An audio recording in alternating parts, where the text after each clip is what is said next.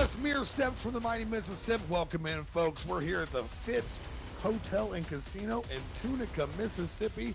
It is ITK Boxing. It's fight night at the Fitz. We're live on TKO Ticks, and I'm Cody James, and he is Jay Robinson. Good evening, Cody. How are you tonight? I'm great, buddy. How are you? Doing well. We're down here at beautiful Mississippi Fitz Casino. Luck lives here, they say. I've already lost a lot of money. But you know what, buddy? You know what we do have? We've got 6 action-packed fights on an incredible card, and we're going to get right to it. Absolutely. Let's shoot down to Mike Rogers down in the ring. Here we go. This is Fight at the Fitz! Come on! Coming out of the blue corner, give it up for Terree'on Hammond!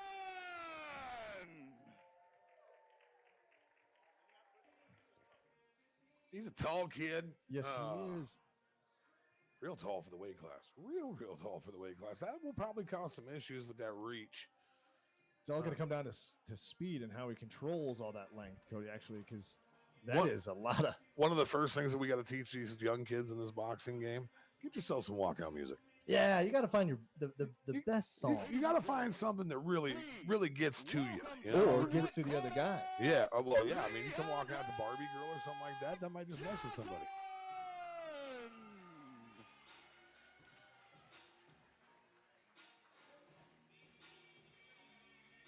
What's Leondric got?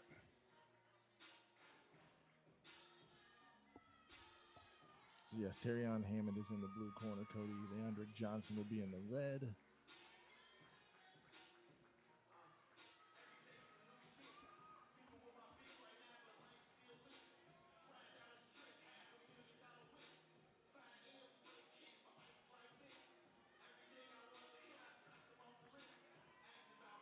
All right, Terree'on Hammond making his way in.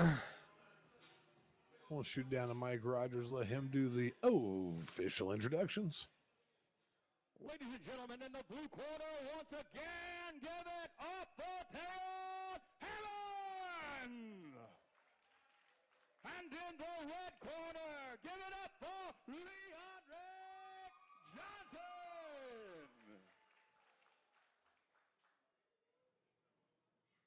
All right, Cody, this one should be pretty interesting here.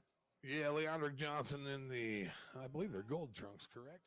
I am super colorblind. Coming out of the red corner. Terree'on Hammond out of the blue corner. These guys are going to go out and get their introduction or their instructions from the referee. All right, guys, we went over the rules in the back.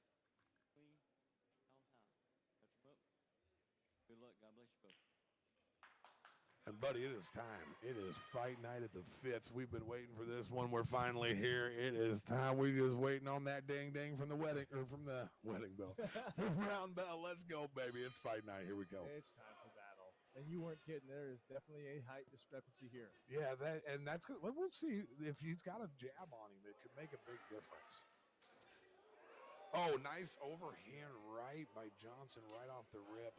Johnson's the shorter of the two fighters.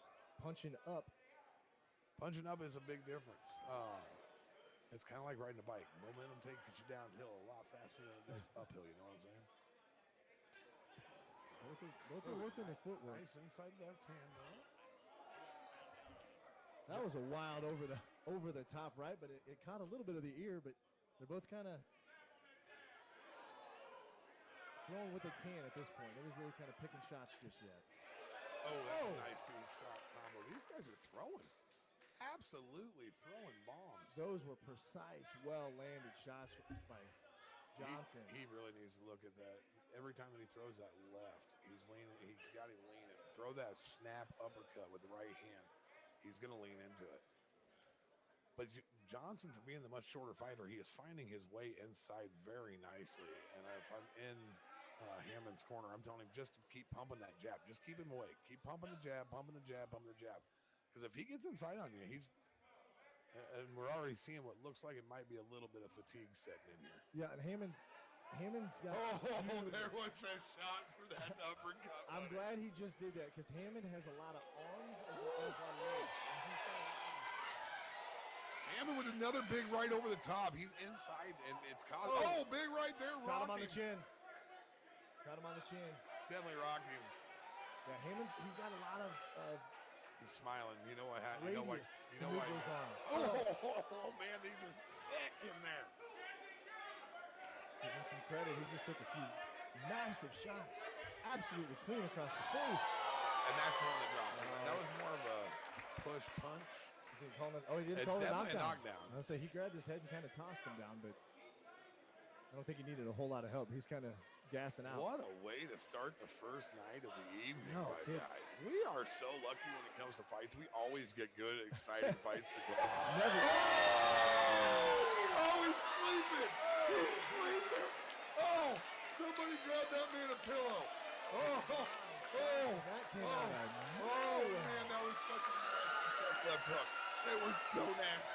Got him leaning. Oh, man. He pivoted so hard on those hips. Absolutely unleashed. Oh, man.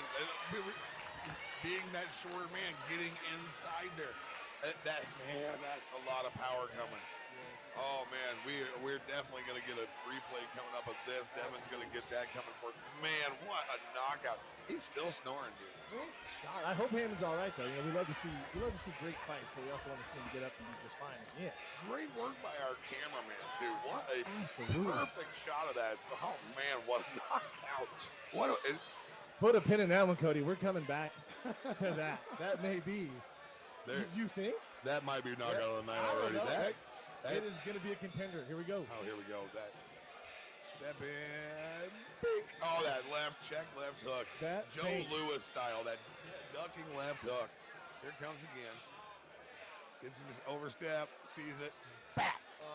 Good night. Absolutely tricked him with the footwork. Beautiful footwork. Snoring. Now we're going to get another angle. Oh, same angle here. Feints But you to can his watch left. the feint. Gets him to lean. Sees it. Feints again. Bam. Boom. Left hook across the blackout button. Unbelievable. Sends There him. he is. Hammond's looking good. Hammond's up, walking around after his visit to the Shadow Realm. Man, that was brutal. What a way to start the night, though. You come down to Tunica, Mississippi, that's what you're hoping for. Yep, and we got it first right off the jump. That's exactly what we were shooting for, though. Why don't we go ahead real quick? Let's shoot on down to Mike Rogers, and let's make this thing official. How about that? Give it up for these two fighters.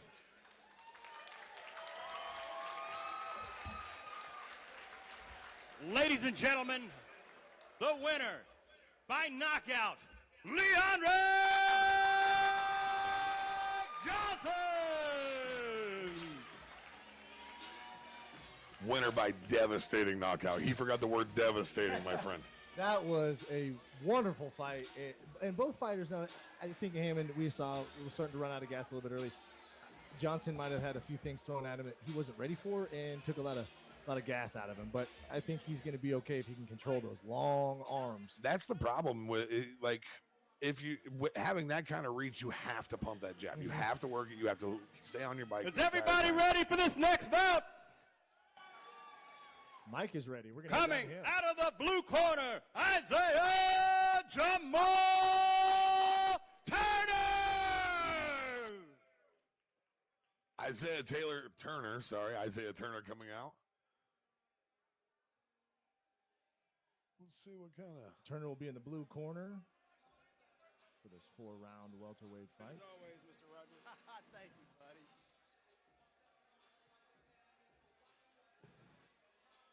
It's going to take a second here.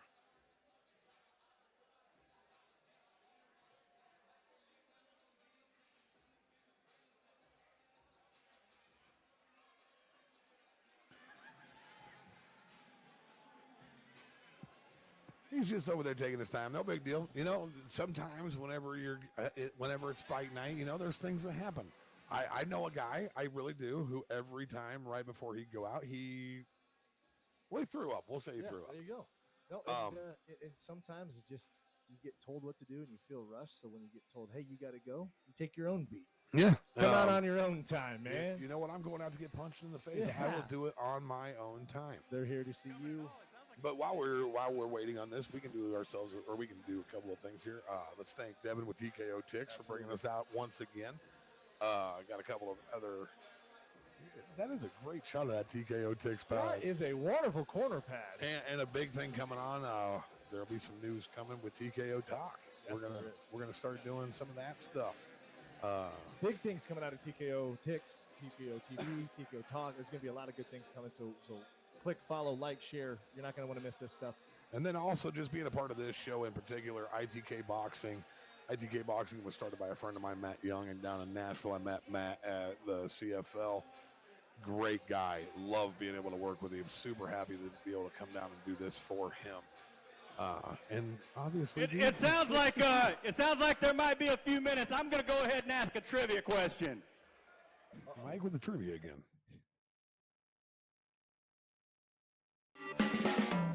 Luck lives here. So does Dominic's Food and Spirits. Well, I just got a little note. Delta infused. Table games and lots of your most favorite of the latest and greatest slots also live here. The Fitz is better than ever. Luck lives here and so much more. That's right. Luck lives here. Right here at the Fitz in I believe Tunica, she had her hand up Mississippi.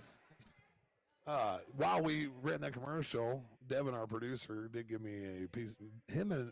Matt Young and Billy run ITK Boxing. Billy's been running around. He'll be doing Billy Blay. He'll be doing the main event, the co-main event tonight. And then Matt also has TriStar Boxing. That is not the answer. Oh, we're back with this trivia. Somebody's confused out here. Somebody was being shamed. Showing the beautiful crowd here at the Fitz. Fight night at the Fitz. Sugar Ray Oh. Leonard. What about you? That's Billy right there, buddy. See if she gets this right.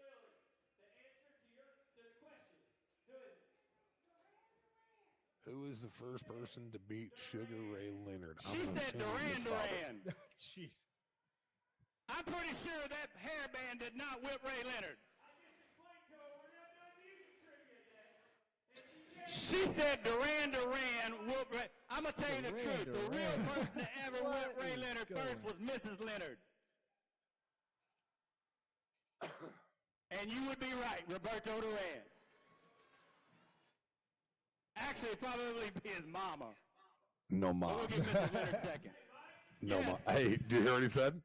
He said, actually, I think it was his mama. Ah, well, you were close. It was one or the other. Give me some music and I'm going to lay him out. Ladies and gentlemen, please welcome in the blue corner, Isaiah Jamal Turner!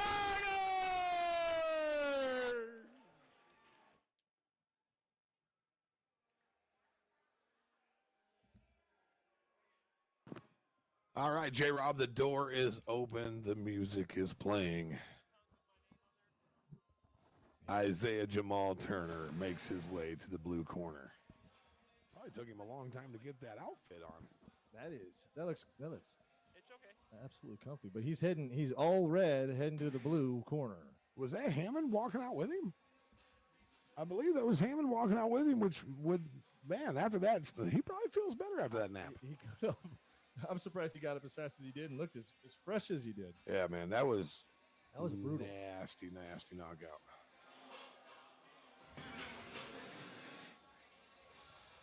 That guy's really enjoying it. Ladies and gentlemen, fighting out of the red corner, Jordan Ginnis! And now coming to the red corner, Jordan Ginnis. This is a 4-round welterweight fight coming up here, J-Rob. In beautiful Tunica, Mississippi. Dude, I just like saying Tunica, Mississippi. It rolls off the tongue. It does. Fight at the Fitz in Tunica, Mississippi. Ginnis looking relaxed. Jordan walking out. He's a BJ Flores fighter. There's BJ walking out with him. The man knows boxing, I'll give him that. Yes, And if you have your hands in with him, there's a pretty good chance that you're a pretty good boxer. So, if BJ's keeping you around, you've got promise. yeah. Ladies and gentlemen, once again, in the blue corner, Isaiah Jamal Turner! And in the red corner, Jordan Ginnis.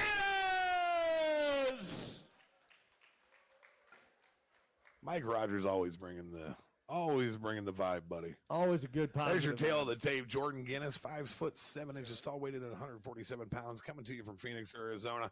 Isaiah Turner on the other side. He's 5'9", 147 pounds, coming to you from All right, down fighters. the road. Fighters went over the instructions in the Alabama. dressing room. We're Obey in my Mississippi, commands at not all Alabama. time. The trunks look Correct. good. So he's I'll way let you more than guys local boys. work in this area. Protect yourself at all times. Touch gloves. Come out fighting at the bell.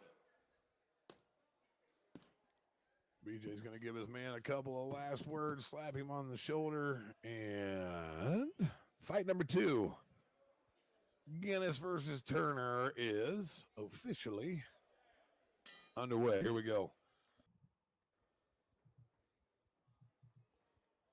All right, J-Rob, we're back at it. Round 1 here, Ginnis and Turner. Turner looks like he's got a little bit of a speed advantage. Turner, maybe the power. Ginnis, BJ Flores' fighter here. I expect to see pretty well maintained and under control and precise. Nice left-right combo there from Ginnis. Another nice combo with the raising left hook in there. Turner's got that fast twitch muscle, but Ginnis seems to be getting home quicker. Turner is he definitely has a lot of speed with him, but it doesn't seem he's kind of erratic with that the speed. Oh, nice uppercut there. Whew. That left hand hooking him with the right uppercut coming. He looks like he's going in to try to finish him off here. Maybe Turner wasn't hurt as bad as it looked like there for a second. That was a quick snapshot too. Turner Lots of action right here at the beginning of the first round, a minute in. And Ginnis is walking him down again. Turner's kind of throwing looping shots. He started off with those quick jabs and kind of gone off to the home run style punches at that point. But Ginnis is definitely touching Turner with those shots. Not maybe finishing with that last hit on the combos, but he's making himself known. But Turner with a nice right, hanging right with him too, though. Ginnis definitely controlling the ring. He's taking the center. He's doing the walking forward. Nice combo there again. Oh man, a couple of big right hands from both guys missed there. That'll take your stamina down real quick, missing all the shots. Yeah, it's a real quick way to make your arms real heavy. That's a nice quick jab.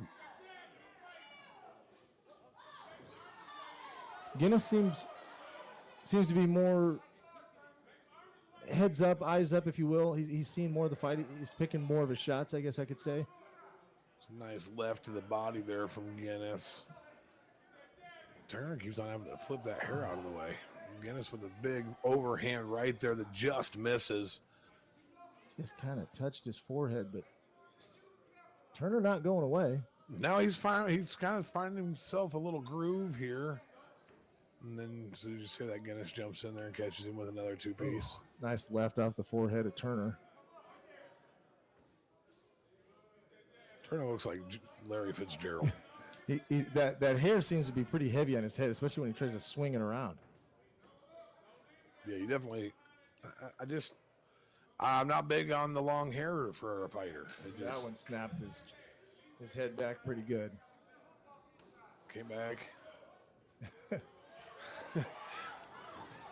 Oh, that's nice. Yeah, great left. Way to finish out the round. Tough round to judge, man. Really. Tough round to judge. I gotta go get it. Look at this. That's a big right hand from Ginnis. I think the bigger moments belong to Ginnis. Turner really was landing that right there is probably what gives him the round. I think is that big uppercut. That was the biggest moment in the first round. Well, his connection at the end, right at the bell too. I mean, they both stood there. Nobody seemed to be running away. There wasn't a ton of great shots and clean shots, but man, with that uppercut and the last shot at the end for Ginnis, that got to lean his way. Our director Devin says that Ginnis looks like Jake Gyllenhaal. So we've got Larry Fitzgerald and Dalton in here fighting, buddy. You know what? He kind of, if you mixed up Jake Gyllenhaal and who's the guy from Breaking Bad? I don't know. Jesse? Yeah, Jesse, whatever his name is. You kind of mix those together. That's a show I never watched. Or Jared Leto mixed up with Jake Gyllenhaal. Okay, we're going to have a conversation here. Don't know what's going on. Tells him get back in the corner. Timeout. Tells him go to different corners. Did the music stop? Does one of them need to sit down in a chair? I think he's a stickler for that. Yeah, what is going on here? All right, here we go. Round 2. That first round, like I said, was a tough one to judge. I think the bigger moments go to Jordan Ginnis, but you never know what the judges are seeing. That's for sure. Turner's throwing a volume of punches. He's just not connecting. The precision is definitely going to Ginnis at this point. Turner's fast. They're just not getting That's through. a nice left hand on the way out. Jumping left hook. Oh, nice shot at an uppercut there. Doesn't get home. There's some kind of Liu Kang punches. Yeah. We gotta. There's a nice little straight left that Turner does land.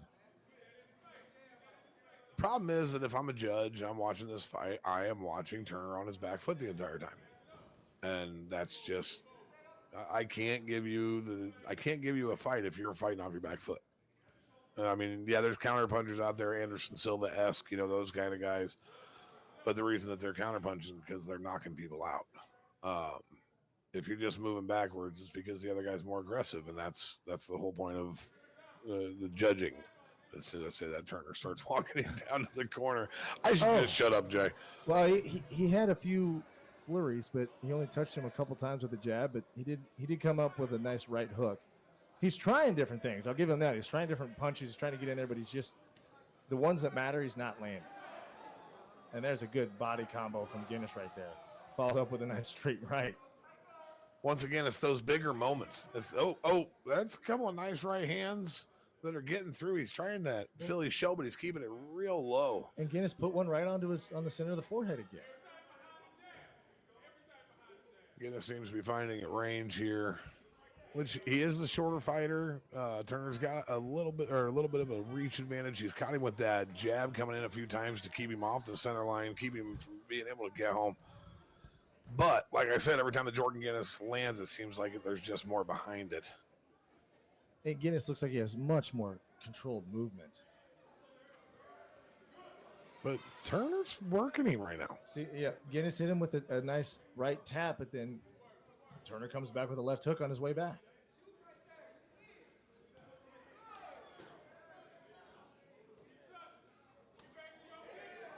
Oh, that was a nice little left to the body for Turner.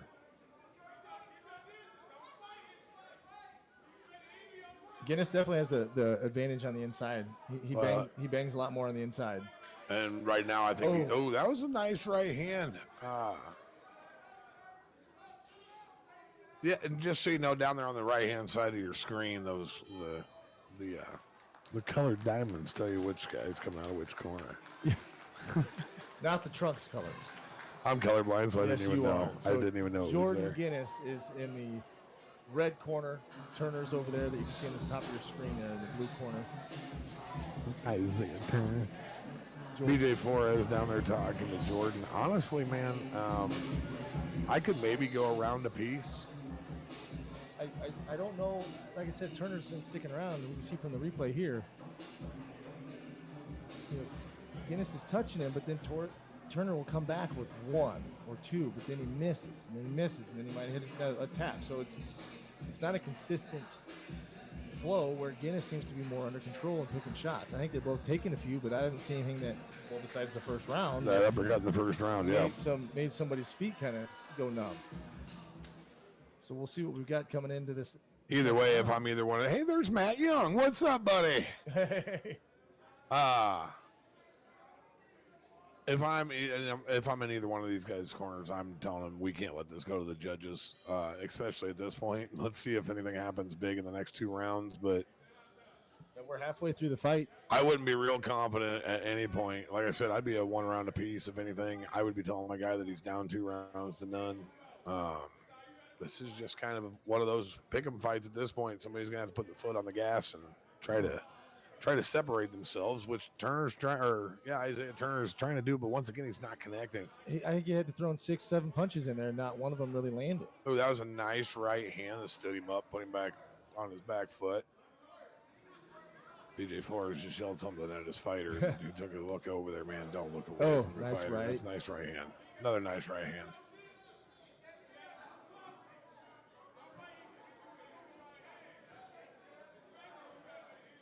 Turner maybe looking like he's losing a little bit of the zest. Well, he's just kind of pumping that jab out there, but he's not even using it for anything other than just a distraction at that point. I mean, if you want to pump it out there, that's fine, but use it to find that range. That's a nice left hand over the top of the right hand carried over. Oh, that was a nice beautiful left hand left. there. Nice left hand there. Disguise that from coming from downstairs underneath the carpet right up to the chin. Couple of nice combo there.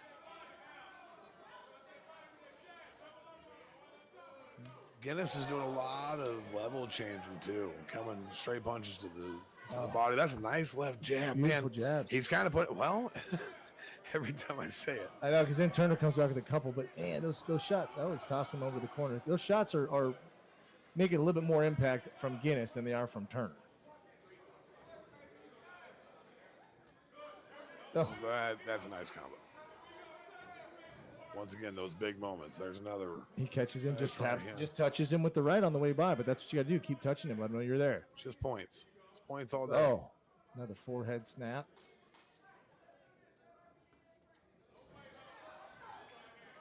Yeah, Ginnis is definitely picking his shots. I think He's definitely found his range. he's got the better fight vision, I think, right now. Turner's still pumping that jab. He's just not. He's got to bring something after this. He's like a nice shot like that, but he's oh my! Ginnis walking him down. That's a nice right hand. He's looking for a finish here. Another nice right hand. Turner's not loving this round. It's a short left hook though. He's not going away. Man, he's throwing that uppercut with some bad intentions, bro. But it wasn't close. Oh.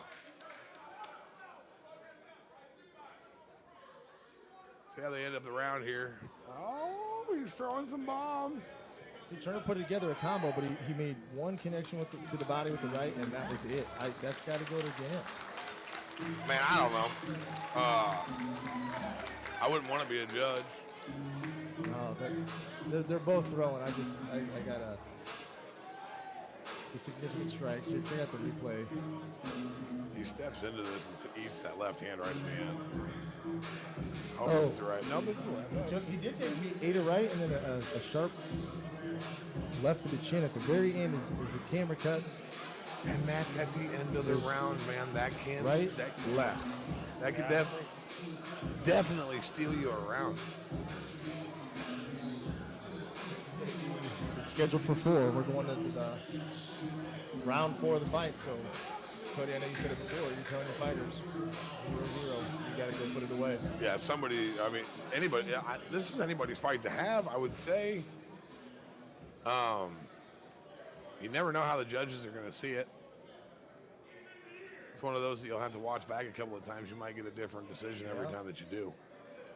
See a few extra punches, but we must have the water. Yeah. So Turner coming out of the blue corner with the red trunks. Ginnis coming out of the red corner with the white and like black trim. Starting off in the neutral corners again. Here we go, Cody. Oh, coming out hot and heavy. Let's throw some leather, boys. Oh. Looked like he came up with a headbutt on that one a little bit. Oh, nice right hand. Both letting loose, but Ginnis the one connected. Oh, he's messing with that hair and took a little jab.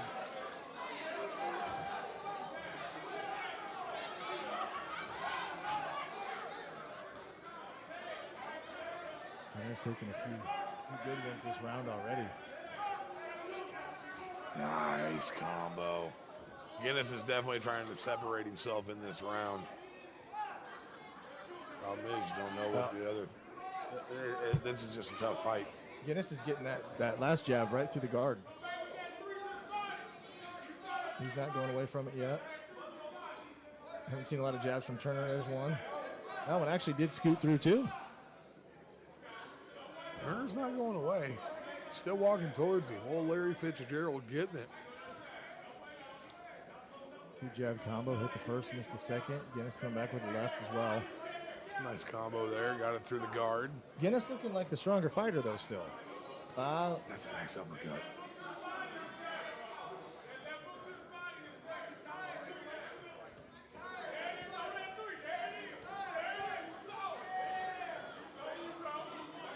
$90 seconds left to decide. Looks like both these boys are just ready to. Let's try to finish this thing out the right way. Come on. They are letting loose whatever they have, but that one right over the top of Ginnis. No joy on splashing the leather there. Somebody needs to make a statement, though. That's a nice, quick jab. Couple over the top. Nice right hand from Ginnis. He's going to come in. I'm yelling at him. You got to go. You got to go finish it. You got to go in just to make sure that there's no doubt. Because right now there is a doubt. Who is going to want it more? Who's going to finish this fight? A couple of the hard things, too, Cody, is whenever they do land those big shots, they're both landing one at the same time. Yeah, absolutely. Like I said, this is one of those fights that, from what I'm seeing, you can watch it several times and come up with a different answer every time. Oh, beautiful straight right. If I had, yeah, man, what a fight. A couple of hungry young kids. A few ticks, less than 30 seconds to see who's going to pull this one out, but both kind of running on E. Ginnis' mouthpiece just almost fell out of his mouth. Let's go to the finish, boys. We got about 15 seconds left. Let's throw bombs. Here we go. Max Holloway, Dustin Gage, let's stand up and finish this thing out. What a fight. Way to finish it off. Great Honestly, flurry. I don't know, man. That was a great flurry at the end. Both catching. I think Turner hit at least 3. What a great fight. Couple of great fights to start tonight. One that ends real quick. Another one that ends like this. Mike Rogers into the ring. He's super excited. Always the showman. That's all I can ever say about that. Side over here. Are y'all loud us? Go to this replay here. Let's find out real quick. How loud are y'all That's over over here? the top. Oh, and there's that That's it. uppercut. Man, I don't know. How about over here? Once again, like it's one of those fights. You could watch it back 3, 4, 5 times, get a different answer every time. I don't know where this one goes. If I had to pick somebody myself, I'm going to give it to Ginnis just because he did have the bigger moments in the fight. But Turner didn't go anywhere. I'm going to agree with you. I mean, this is the last little bit. They're both throwing. I know we didn't see quite there, but Turner caught a few. I know Ginnis got a few. If you're going to go back, I think Ginnis put the more points on the card. I think he touched him more. I think he was under control, and I think he seemed to be more precise. But they each had their moments. Who had more? We'll see. We're about to find out. It looks like Mike is going over to get the decision from the judges. Turner looks like he's still got quite a bit of energy. Looks like he can go another round or two. Well, that would have been nice to see him go one more round, wouldn't it? Well, and that's the thing that well, let's go down to Mike real quick. Let him do his thing and make this official. All right, ladies and gentlemen, we're about to announce this decision, but I want to hear some noise. We have a split decision.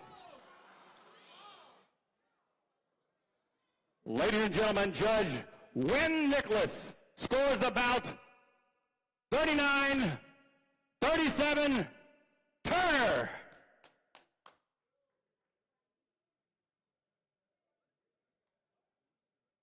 Ladies and gentlemen, Judge Blake Waddell scores the bout 38-38 a draw. Judge David Hudson scores this bout 39-37 Ginnis. Ladies and gentlemen, this bout is a split draw. Wow. These two fighters. Okay, not going to lie. Didn't see that coming. That was not on my bingo card for tonight, Cody. But it's like I said, though. It's one of those fights that you could watch that many times and come up with a different decision every time, and maybe that's what it is.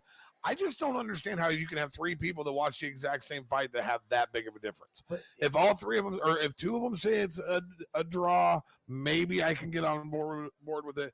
But when you literally have 2 or one guy that gave the fight handily to Turner, one guy that fight handily to Ginnis, and then the draw, that it just doesn't make a whole lot of sense to me. But that's one of the things that I always complain about with boxing. I love boxing, love to watch it. But I believe that they need to quit with the even numbered round fights. But you make a great point. It's completely different off the sides of the spectrum. But Turner, there wasn't a single round that you and I talked about where we said that is Turner's round. No, I definitely didn't. I was not on board to say that. Maybe the first round. Maybe we give him the first round. Well, no, and honestly, I can't. That's the uppercut. And he took another big shot from Ginnis before the uppercut. Yeah, it's a tough. Okay, yeah. I mean, being a judge is being a judge, and it's not exactly the easiest thing to do, but because you're under scrutiny all the time. Yeah. But I've kind of been one. I believe that maybe it's time to move to using only people who have been fighters to do the judging, because I mean, you have to understand what it's like to be in there. The fact that Ginnis was walking him down 90% of the fight. Now, I'm not saying at all that it was one of those where I think that this is a highway robbery, but I also, I can't get on board with how you have, like, we have to, yes, it's an opinion. It's an absolute opinion, but there has to be some way to work it out where it's not a guessing game every time. I agree. I think the main thing that I was falling back on is the fact that you and I, every time we talked about a round, it seemed like it was going to Ginnis. There might have been one that were like, oh yeah, we could see. So for it to be given to Turner and then a draw on a second one, and we didn't see one we would have given.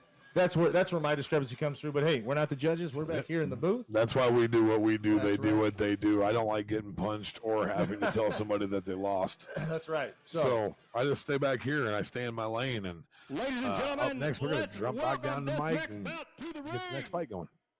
And the blue corner, Nathan Mitchell.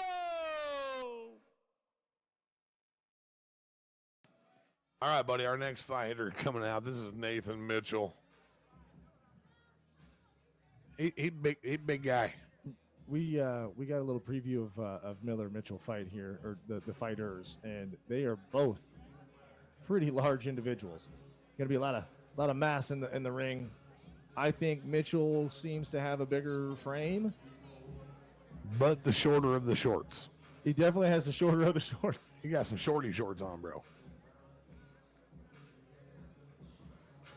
Some shorty shorts. Mitchell heading almost to the ring now, but yeah, he looks to be Miller's going to be more compact fighter, but they're both bulky. But I think he's going to have some heavy hands on Miller. He's got something waiting for him. Yeah, this is a fight that when I seen these two fighters, I got excited. There's just there's body frames that makes you think that you're going to have power, and that's what these guys both bring. Absolutely. One of the weirder things. Ladies and gentlemen, coming out of the red corner, Jacob Miller. And now his opponent, Jacob Miller, is going to make his way out to the ring.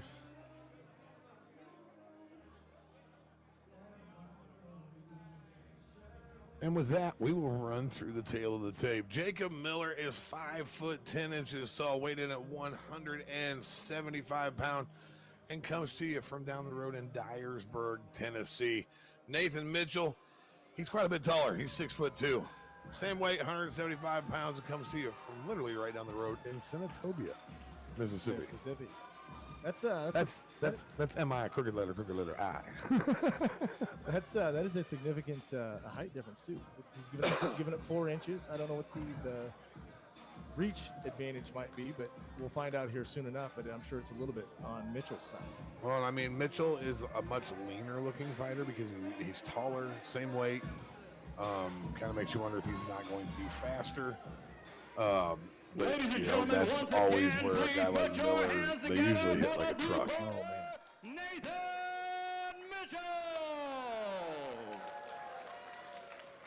And get ready to make some noise in the red corner, Jacob Miller!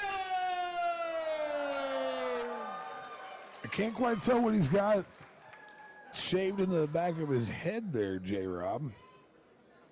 Almost. It is a. You know the rules in the back, guys. He's Listen my to little me, elastic obey my warrior. commands at all times. Keep it clean, touch them up. Good luck. God bless you both. The height difference doesn't look that much with that haircut. Oh, man.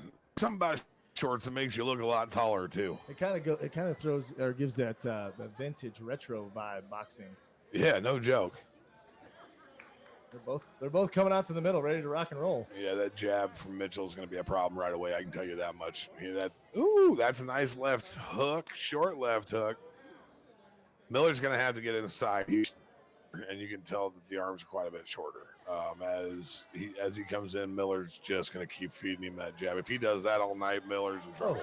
See, Miller's going to have a long night. I feel like Miller's got a little bit extra speed, but Mitchell, like I said, he's those hands are going to be heavy when they make it. And we'll point out one more time that Jacob Miller is in the white trunks with the gold trim out of the red corner. Nathan Mitchell is wearing red trunks, but he is the blue corner with the blue diamond. He's also wearing shorty shorts. Just remember the shorty shorts is Nathan Mitchell. Was that a trip, slip, or stumble? Miller kind of had him going backwards for a second. It's a nice left jab from Miller.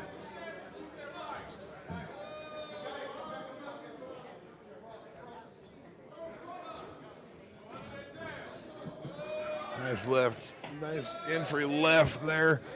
Miller's his punches are coming a lot slower than Mitchell's. Kind of leaning on each other. Neither seems gassed. Maybe this is I know we're early into part this of the fight. feeling out process, but When you got guys that have this kind of power, you can't just go running in reckless. man, That's what I used to do. I used to run in reckless and get knocked out. well, if you caught one of Mitchell's, it's like swinging a tree trunk. If you need me, Oh, and he connects with that Nice. left. He's got decent head movement. Keeps that head off the center line with that little. It's a weird change of levels. He's just a large framed guy. He doesn't have that compact level change. You see some of these lighter weights do, but the hands are made of lead.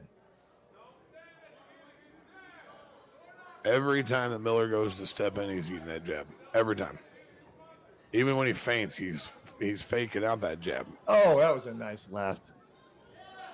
Nice scoop uppercut to end that combo up. And you're right, Cody. He's really utilizing the jab, but he's mixing it up and he's popping it right down Broadway and then coming back with either the same thing or something else. Well, it's coming from that weird angle because he's carrying that left hand. Almost like he's baiting him. Yeah. Oh! Nice right over the top. Didn't really connect well with it, but it's still it's points on the school cod is what it is. J-Rob, it's points on the school cod. Absolutely. I don't know if we'll see the end of this thing, but because these are both some pretty large individuals. And that is the end of the first round. I think that's a Pittsburgh Pirates deal on the back of his head, which would make no sense because he's not from Pittsburgh. Is it a P? I thought so. Glimpse of it, yeah. But, In between rounds here, if I am in that young man's corner, if I'm in Mitchell's corner, I'm telling you, just keep working that jab. Yep. Keep working that jab. Keep him off of. It's hard. In order to get through that jab, you're going to have to bite down in your mouthpiece. You're going to have to eat it and come in and get into the kitchen, if you know what I'm saying.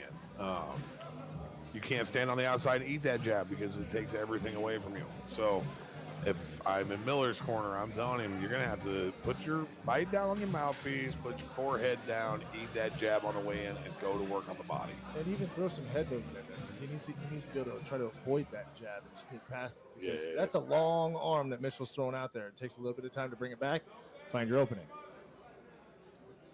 That's a great idea. I would listen to you and not me. All right, we're back at it. Round number 2. I'm out here telling people just go ahead and get punched. You're like, you know what? You should probably try to get around that thing. path of least resistance. We'll see if he does any of our. I just got a feeling the Miller's got some, there's power in the hands. It's just they're kind of slow. I think that's a Pittsburgh Pirates there on the back of his head. We'll have to ask him when we run into him later. There you go. Down here at Fight at the Fitz. Luck lives here. I'll tell you what, Ginnis needed that on this last fight. Didn't have any. Always nice. Come out here and join up with ITK Boxing for a night of boxing here on TKO Ticks. Live from Tunica, Mississippi.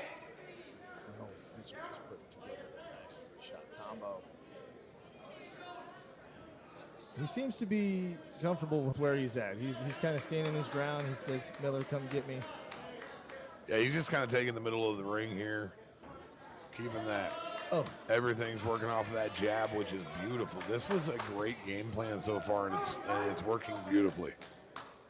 Just keep working that jab every time that he steps in. If you have that kind of reach advantage every time that somebody steps in, punch him in the nose. Just like quick jab. Doesn't have to hurt. Doesn't have to be enough to knock somebody out. Just keep, makes you close your eyes. I was just watching the last, 20 seconds of Mitchell there. And he's got that right hand literally cocked like a shotgun, and he's not throwing it very often. I know he's picking his shots, but that thing, he needs to unload. There's one. Just sitting there waiting. Yeah, I mean, if I'm in his corner, you're doing exactly what you need to do. You're working. You're winning the fight. Yeah, because look at Miller's. But of course, we got judges that all see different fights, so we probably should be about getting somebody out the door. That's another right through the guard. Left hand jab from Mitchell. Looked like he took a shoulder to the nose. Well, there we go. See, and Miller needs to get inside like this, but he needs to bang around. Because the outside radius hovering is costing him some shots to the dome. Nice little uppercuts to the body there. Just not doing a whole lot of damage at this point. There's nice left.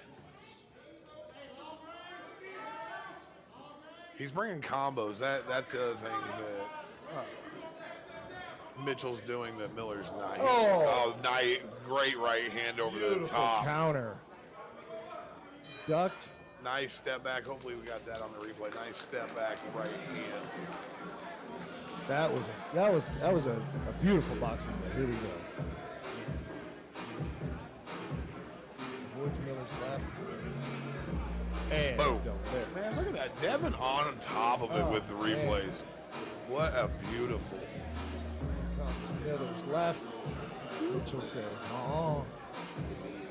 and connects. But look, see, like I said, that big frame, he was taking some shots on the way out from Miller. It didn't seem to phase him. Well, Miller, look at the way Miller's leaned up against the rope. He's a little tired. Yeah. He's a little wear out. I'm telling you, those hands have to be heavy, and he's getting them from the right, left, straight down Broadway.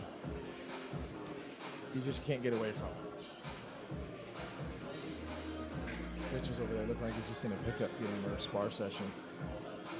Miller's coaching here, trying to break it down for him bit by bit. All right, time for round three. You good? You good? Let's do it. Here we go, round three, J-Rob. Our referee, Mr. Waddell, keeping an eye on the action inside the ring for us.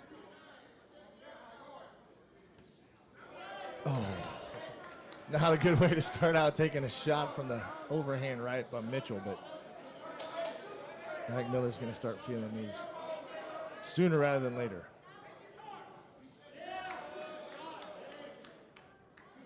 Everything's based off of that jab still. There's that right hand on the top. But Miller coming in, that was actually a combo. He'd been throwing a lot of those single punches. That one he lets a three-piece go. Mitchell doing a good job of making a miss, though. Nothing's really hitting clean on that last combo that Miller threw. Oh. Uppercut just misses there. Enough to move his... Oh. That right hand did not miss. He makes up for it with that. Nice right hook. Oh. That check left hook keeps him off the center line again. Miller caught him with a nice little left on the outs on his way in, but he needs to stay in, deliver some bodies, and maybe take an angle and get out again.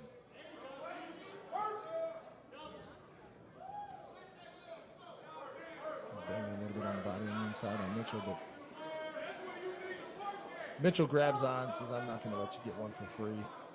Once again here, buddy, we got to fight that. I mean, there's nobody that's really dominated anything at this point. I'm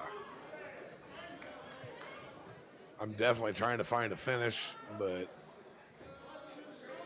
I think that we might be past that point with these two gentlemen. I don't know. There's still some snap in that punch. They're both still moving. We got 70 seconds left in the third round, but 4 minutes of fighting left to do in this fight. Mitchell chasing him down. Yeah. Miller seems to be more on the defensive at this point, but you don't blame him because those hands are really connecting from Mitchell. But The inside uppercut there that moves him.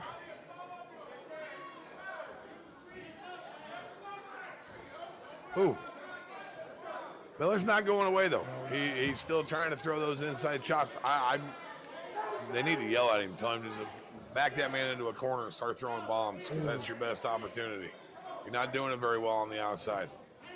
Right there, just straight down the pipe. You go straight into him. This round's pretty much easily, it's open to be had. Somebody, who wants it more at the end of this round here? Who wants it more?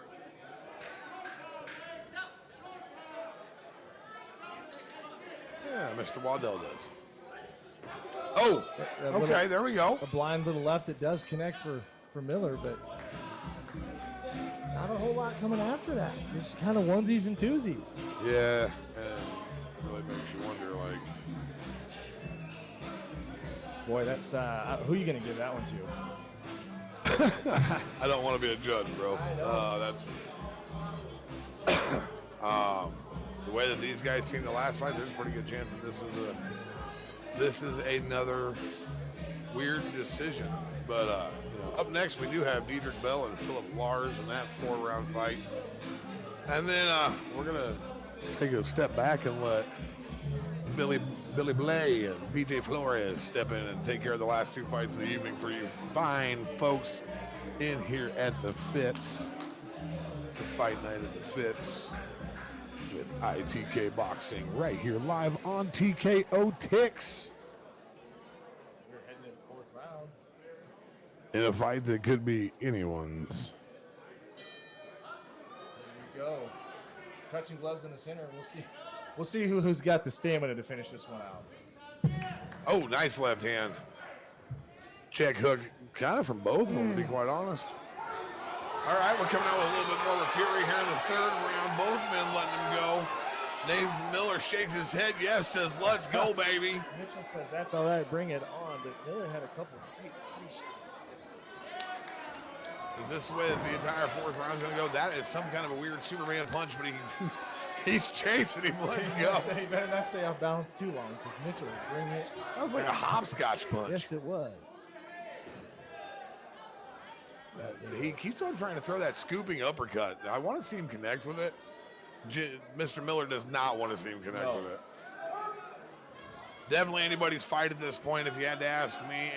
And I really was thinking, both those just missed. And both had bad intentions on them. It just pins him down. Miller does a smart thing, wraps him up, gets out of the corner. You don't want to be stuck in the corner against a guy wearing short shorts like that. And still looking as fresh. Nice uppercut.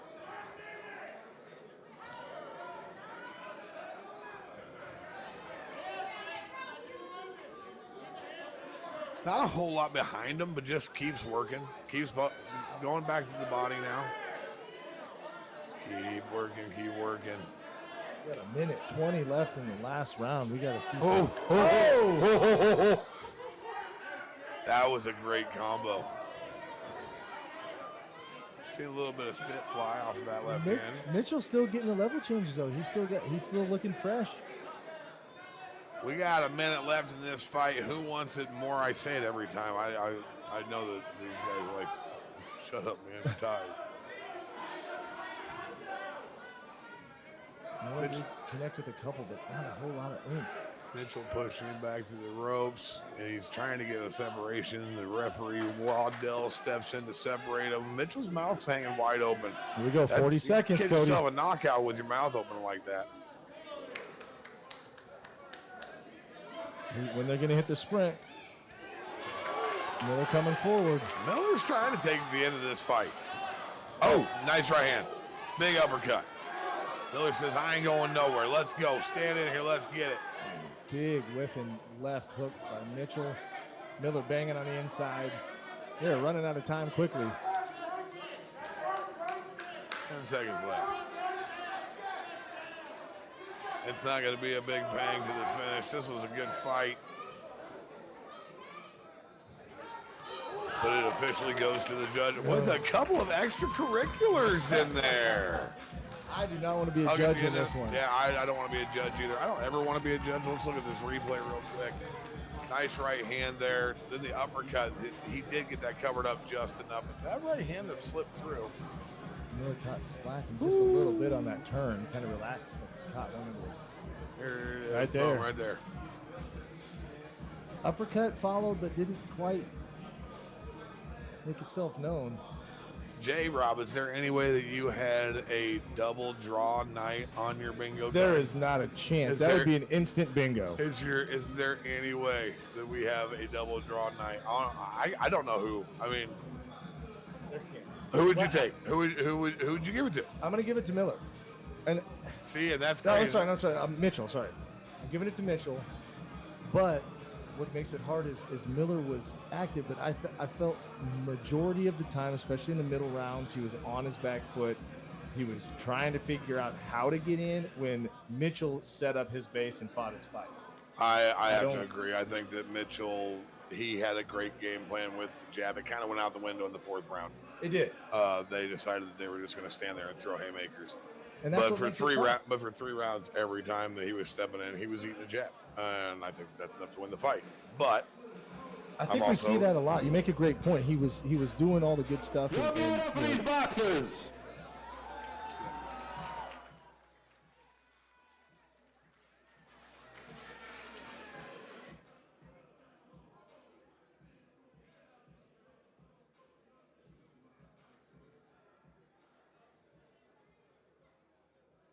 Ladies and gentlemen, we have a unanimous decision. All three judges scored the bout 39-37 for the winner.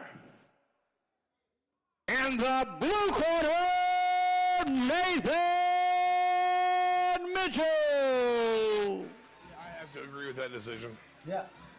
I did. It was a little bit shocking that it might have been a unanimous, but it was a close fight. I mean, the scorecards came in close, but yeah, that was a difficult one. And I was going to say before they actually announced that Cody, make a great point. Mitchell doing all the right things, feeling out round in the first one, but then round one, and then second and third, looking good, and then when it all kind of falls apart. Luck lives here. So does Dominic's Food and Spirits. Family inspired, Delta infused. Table games and lots of your most favorite of the latest and greatest slots also live here. The Fitz is better than ever. Luck lives here, and so much more. J-Rob, we knew it this, and they slipped a little commercial in there on us. No big deal. If that doesn't make you want to come stay and play, I don't know what does. Absolutely, because Luck lives here at the Fitz, buddy. That's right. Fight night at the Fitz. With TKO Ticks. ITK Boxing, my friend Matt Young, and our new friend, Billy Blay. It's been a great night so far. We've got one more that we're going to call for you, and then we're going to call up. Yeah, then we're going to get the Billy Blay. The big boys in. But let's run down to Mike, let him bring out the next couple of fighters.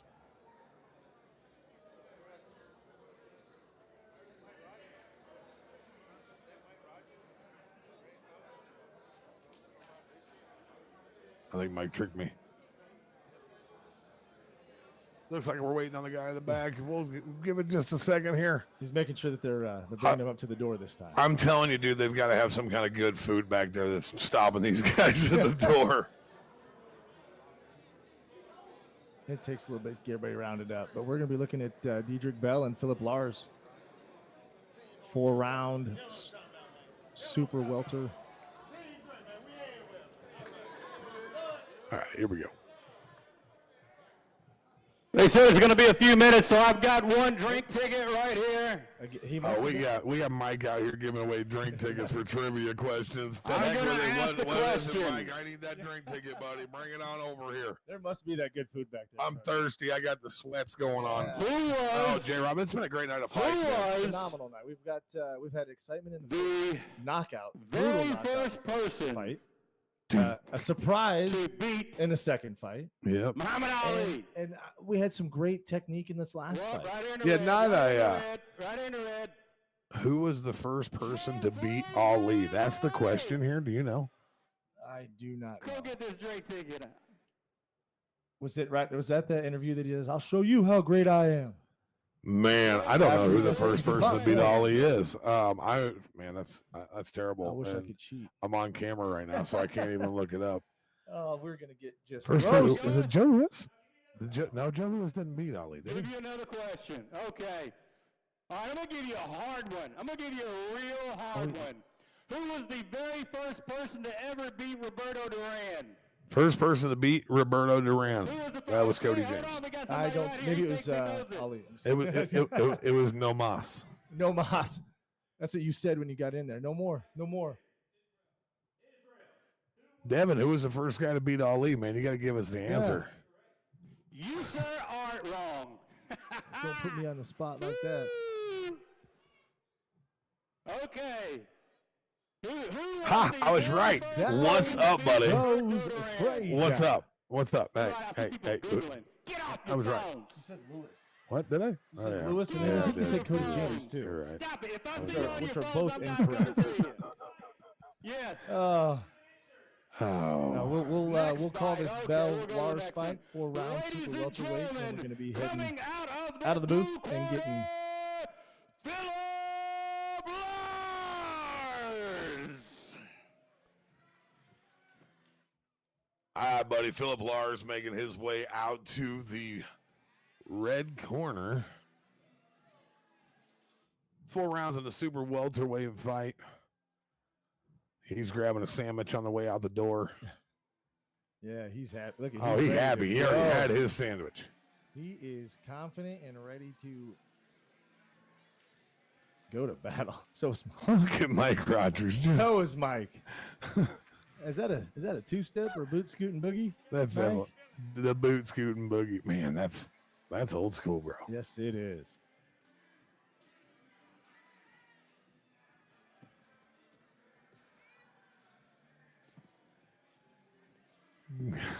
Look at Mike. All right. Bell. Ladies and gentlemen, coming out of the red corner, Dedrick Bell! We'll see if Bell's in good of spirits as He's grabbing his sandwich. Lars was. You got to sneak back there and let me know what they've got, because it's got to be good. I'd kill for a sandwich right now. I'd box for a sandwich right now. I'd box you for a sandwich. Well, that'd be a bad idea for you. I would take your sandwich after I got done boxing you. We'll call in no headshot so I can still eat that sandwich. I'll punch you right in the chesticle. Yeah. All right, J. Rob, it's time for our tale of the tape. Dedrick Damage Bell stands 5 foot 10 inches tall, weighing in at 154 pounds, fighting out of Memphis, Tennessee. His opponent, Phillip Lars, 6'2", 154 pounds, Shreveport, Louisiana. A large height difference in this fight, buddy. We're talking 4 inches on the height difference. We'll see how it translates to the reach distance and the difference in that, but we'll see what happens with these guys. Both look like they know what they're doing. Dedrick Bell's making his way into the ring now. Ooh. You just ever have the idea that, Ladies and gentlemen, we're gonna Maybe, introduce just the maybe, you're about to winner see a knockout. of the blue corner, Phillip Lars.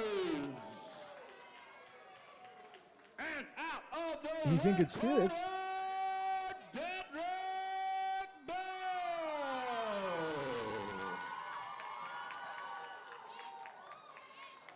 I'm with you, Cody. It seems Bell might have a little bit more of the killer instinct on his face, but we'll see. Yeah, you never know.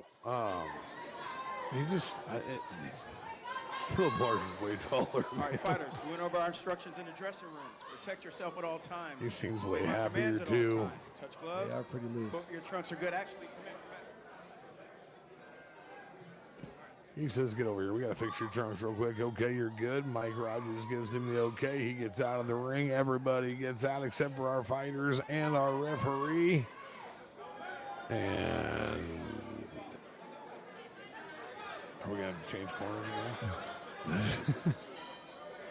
Here we go, boys. It's round one. Oh, man. Lars comes out with a big left hand right off the wrap.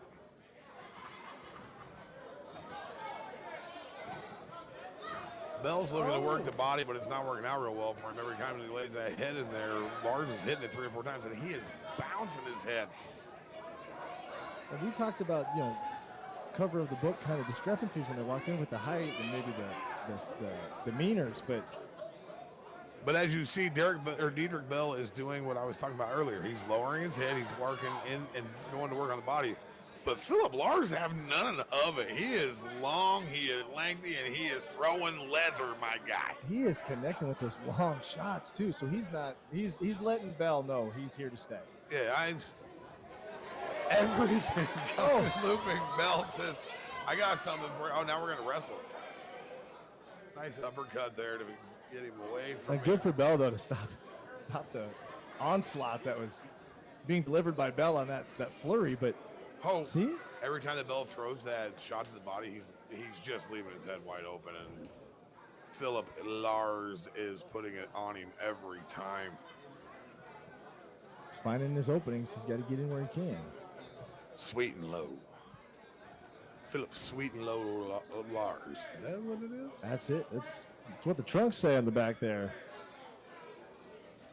Sweet. I don't know that I go dropping into my hands a whole lot if I was Mr. Bell. He's carrying him a long ways down there anyway. I'd just be letting my hands go.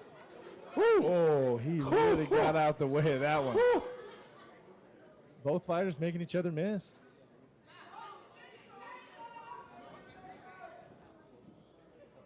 Bell coming in, but gets stopped with that left jab from Lars. Lars is really throwing crisp, straight punches. Not a lot of connection. They're just trying to keep him at bay. But Bell does a really good job of getting inside. Here he goes again, working the body, work the body, work the body.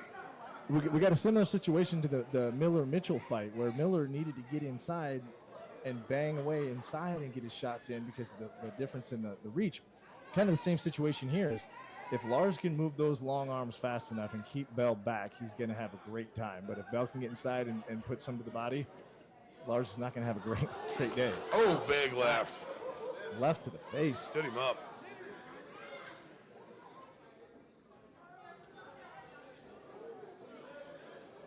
Beautiful 3-punch combo there. Lunging left hook, comes back, got him in the headlock. Bell putting the weight on him, kind of wearing him down, old school tricks. And that's pretty much going to wrap up the first round for us here. Tough round to judge again. Yeah. We are really lucky when it comes to this. We always have great boxing. Here's the replay here. It's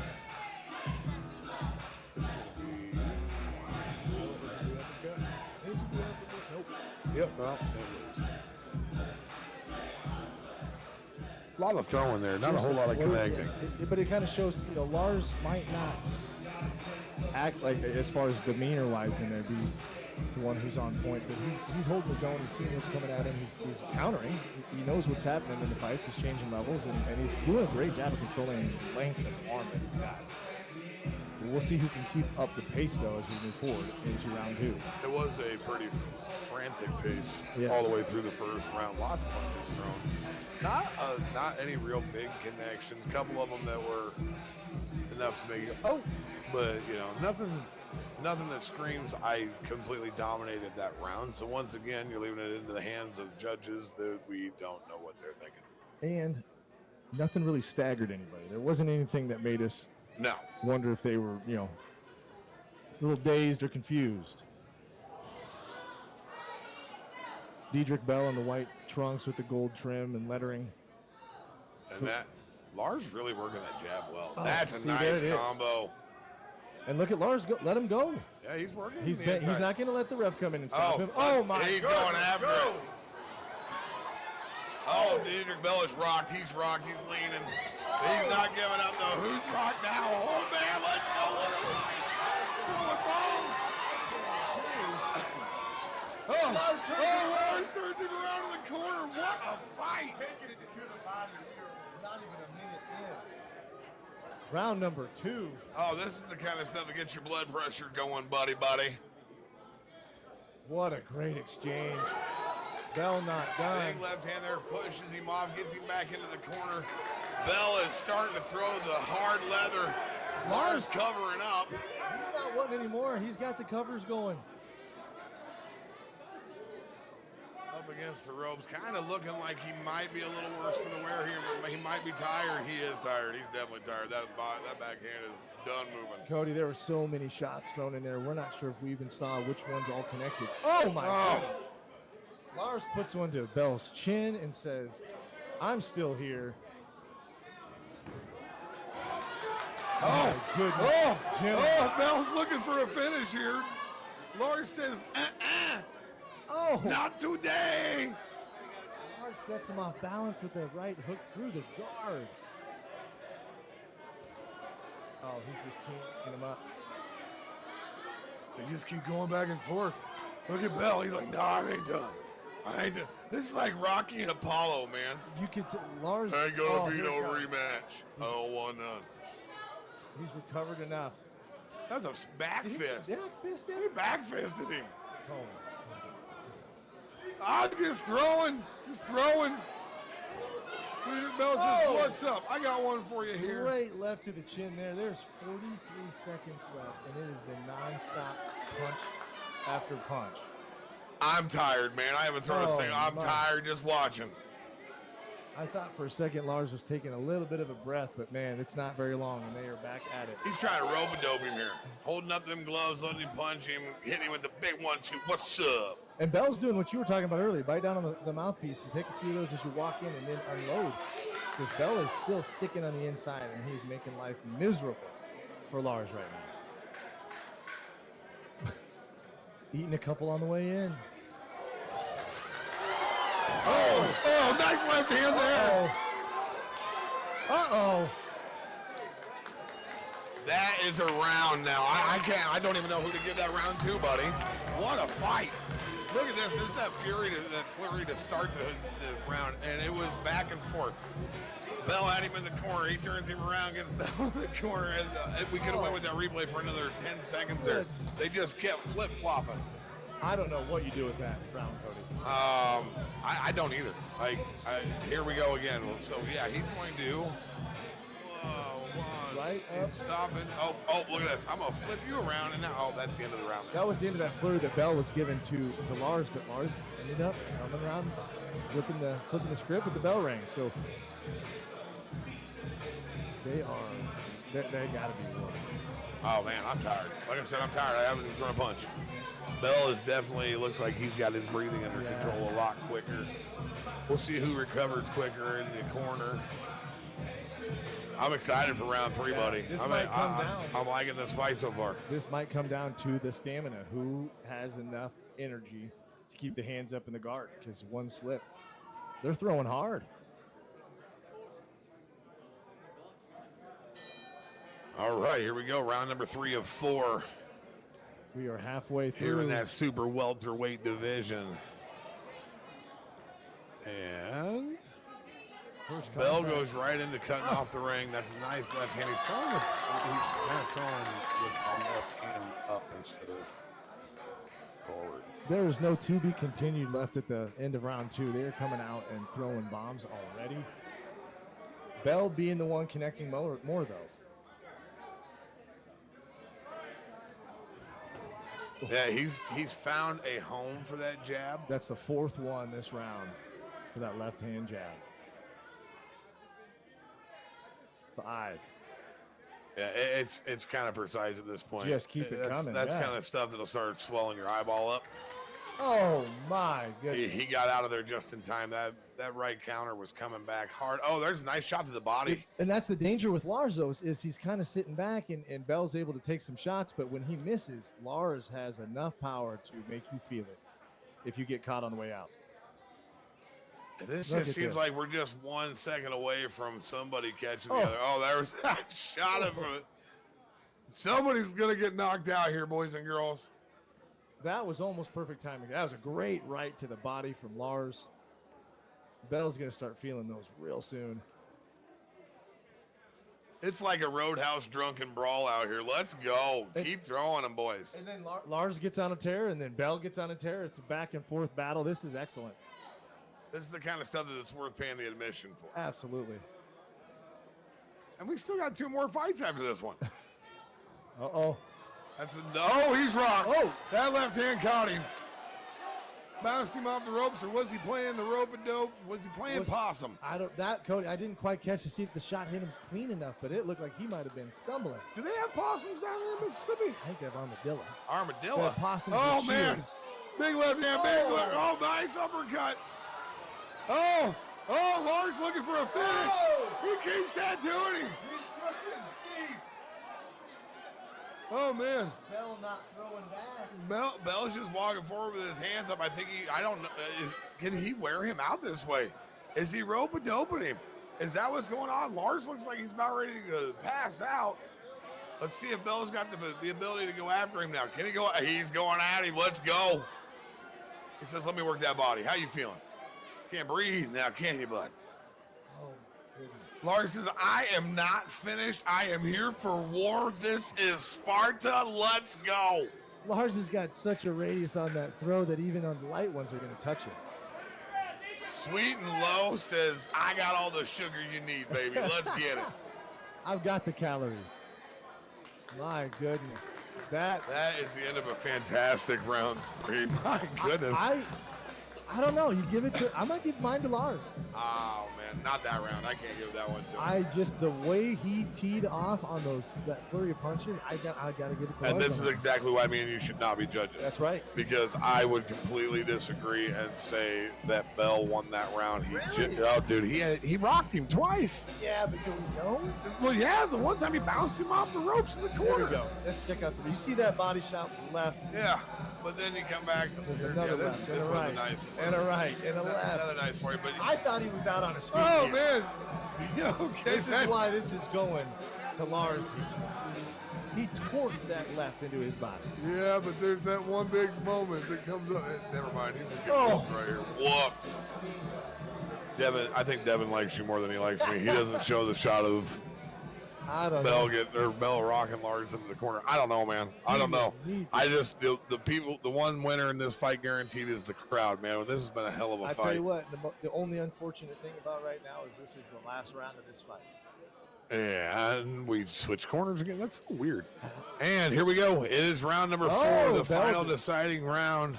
Bell not wanting to touch gloves. Oh man, and he comes out throwing them combos beautifully.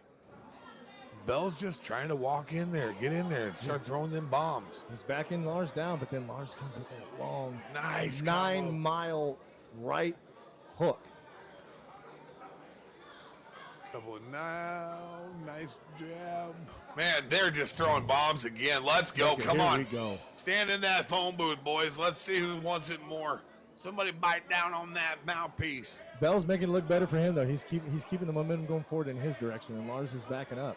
Yeah, but There's that right uppercut. Lars is throwing some nasty combinations. Bring that left back. All of them getting through. Not doing much damage, but just a lot of volume. Oh, that was a good shot. Another good shot to the butt. Oh! What happened here? Oh, that was a nice left hand, kind of leaning forward. Did that one touch it? It looked like it might have tapped him hard enough, Cody. Looked like his forehead might have been going to the ground if he got caught. Oh! But then he comes back and delivers two great jabs. What up? Two great left jabs.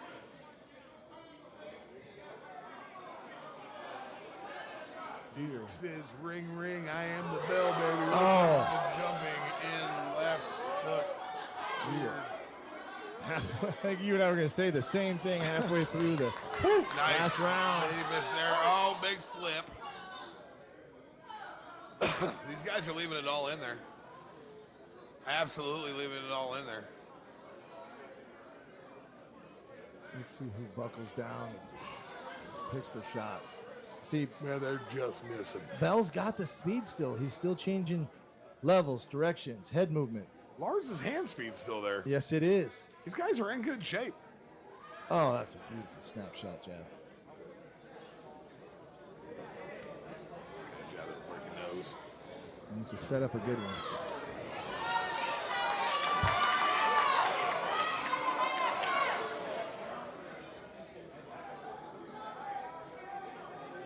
Get him re-centered.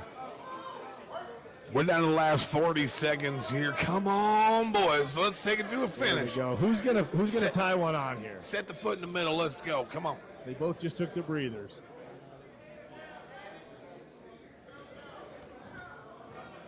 There's Lars. Last 25 seconds of this great fight, buddy. I want to see another flurry like we've seen. Let's go on with a bang, boys. Light the fuses. There we go. There we go. That's a good way to finish the fight. I have no clue who won that one, I J-Rob. don't know who's going to say. Oh, it's not over yet. Let's. Oh, he clipped him there too, man, what a fight! I wish we had 6 more rounds of this one. What a great fight between Bell and Phillip Lars there. That was an exciting fight. How we're going to call it? Whose hand's going to get raised? Who are you taking? I don't know. I'm probably gonna give it to Phillip Lars. I'm going to draw. You're gonna Here we go. Look at this. nice right hand there. This is at the end of the fight. Look at Bell's control. Look at it. Look at Lars' footwork. Oh, that was a great footwork and movement by Bell this late in the fight. It may go to Bell. It's a great fight. It's a tough one to call. Thank God we're not judges, because if we were, I would probably get yelled at like I yell at judges. Either way, that was phenomenal. You got Mike down there getting the decision from the judges, and we will. I believe after that we're going to jump over to a quick intermission, and yeah, it's been a great night of fights, buddy. Here at the You can't ask fight night at the Fitz. We are Ladies and gentlemen, there was a 3 for 15-minute intermission after we announced the winner of this fight. 3 for 3 on phenomenal shows. All 3 judges scored this bout the exact same, 39-37. The winner in the red corner, Dedrick Bell. J-Rob, we are off to intermission, and right before that, we're going to go ahead and take care of the sponsor and do a commercial, and then when we slide out of commission, Billy Blay and BJ Flores are going to slide in and take our places and call the next 2 fights. So, buddy, this is where we say goodbye to these fantastic folks. Absolutely. Thank you so much, ITK. Billy and BJ will take care of you guys after the commercial, and enjoy the fights. Luck lives here. So does Dominic's Food and Spirits. Family inspired. Delta infused. Table games and lots of your most favorite of the latest and greatest slots also live here. The Fitz is better than ever. Luck lives here, and so much more.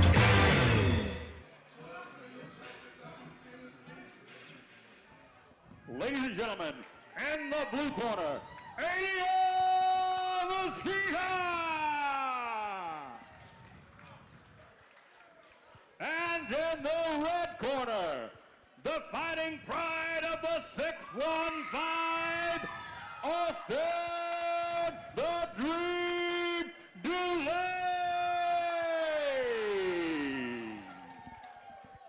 Ladies and gentlemen, welcome to the Fitzgerald, affectionately known as the Fitz Hotel and Casino here in Tunica, Mississippi.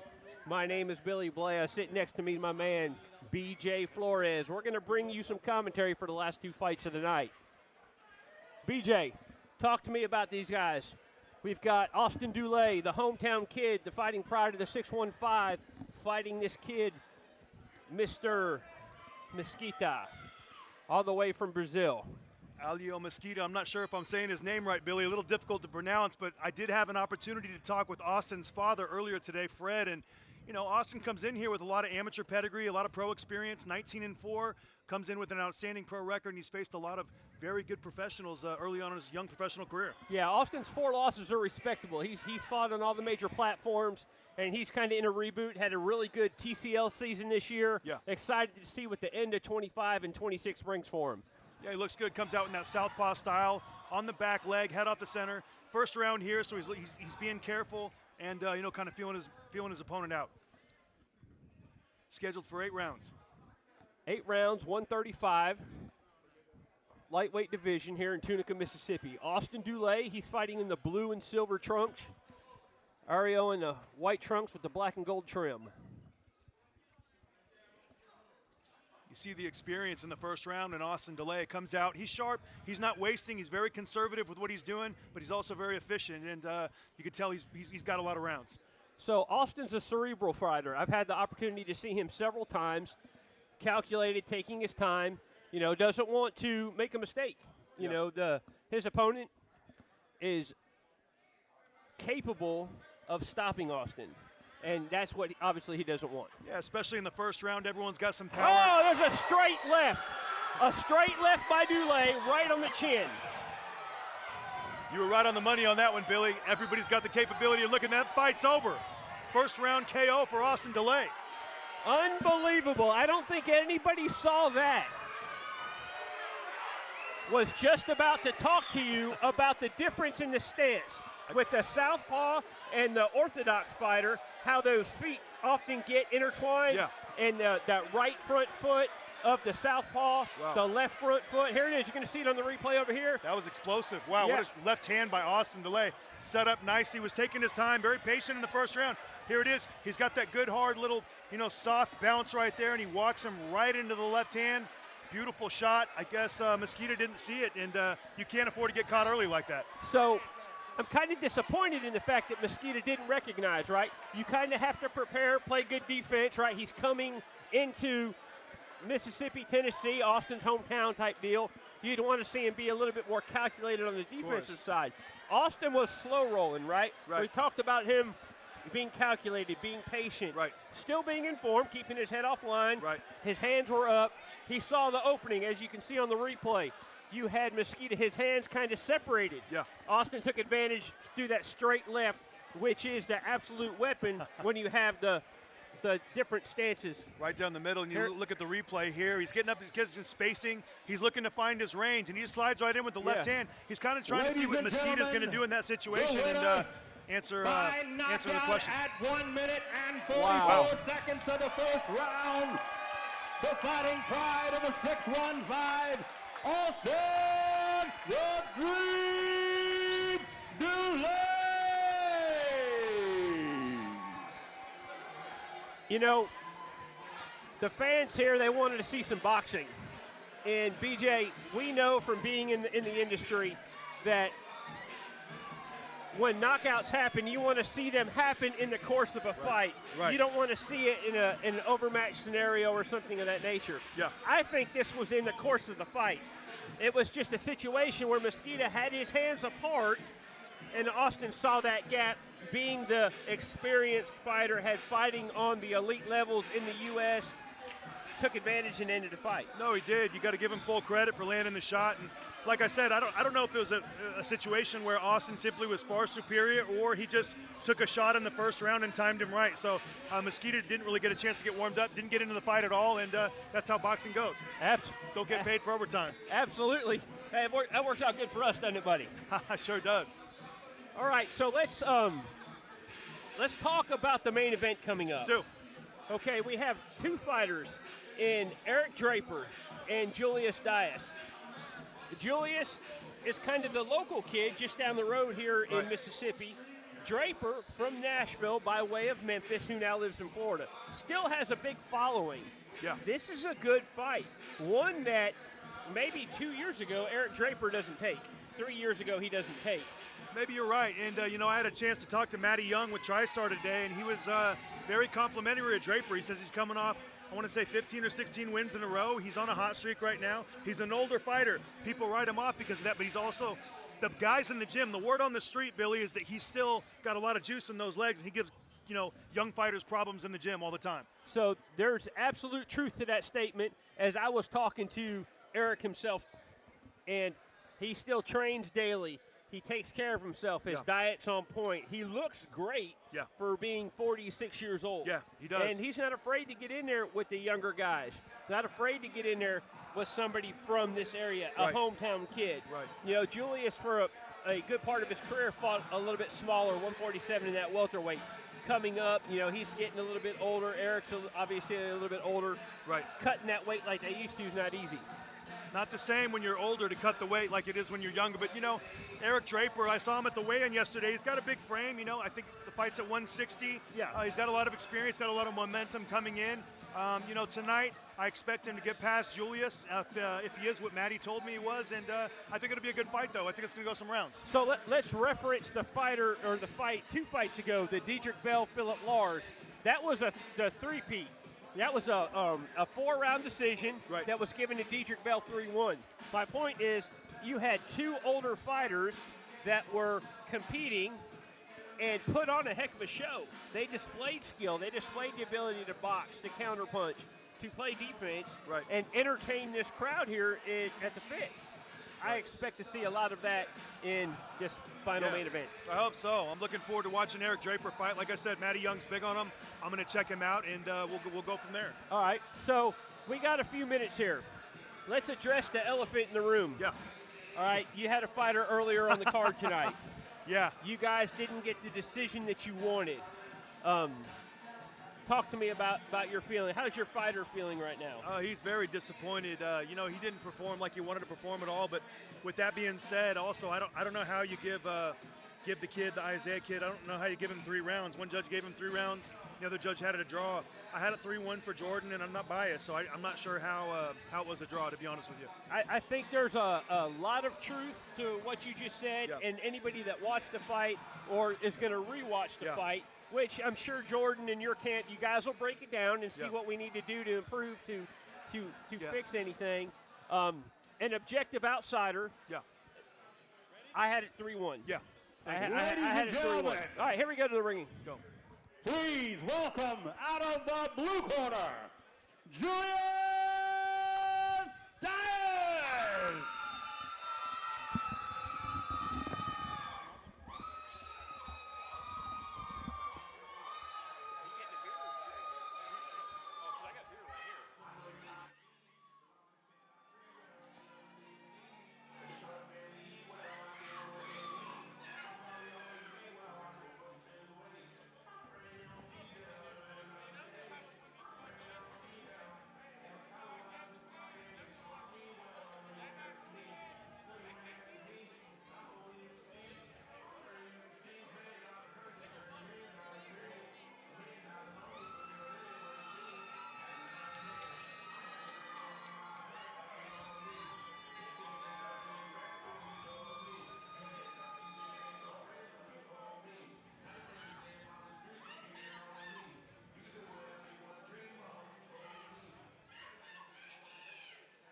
And coming out of the red corner, Eric Draper.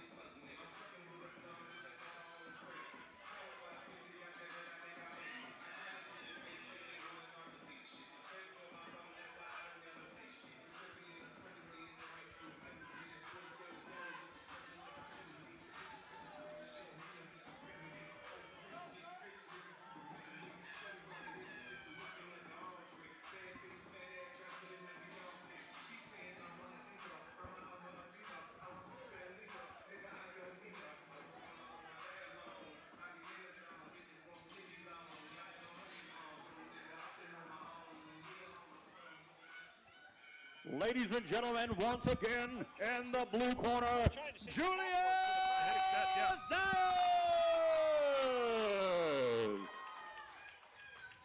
And in the red corner, Draper.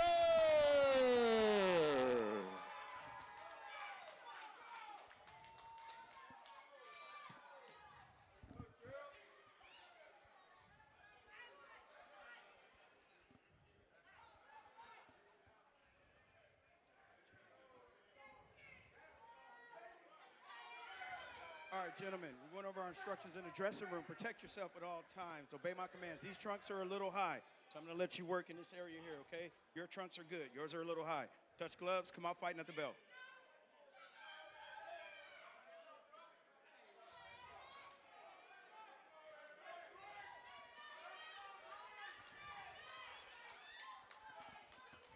All right, ladies and gentlemen, we're back for the main event here in Tunica, Mississippi.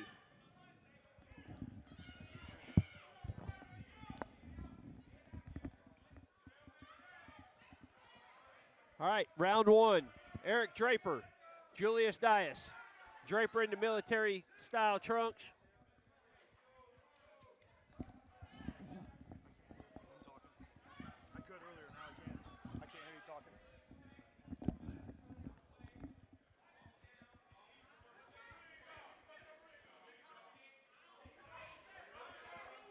Yes. All right, there we are. We're back now. All right. Julius Dyis in the blue trunks, Draper in the military style.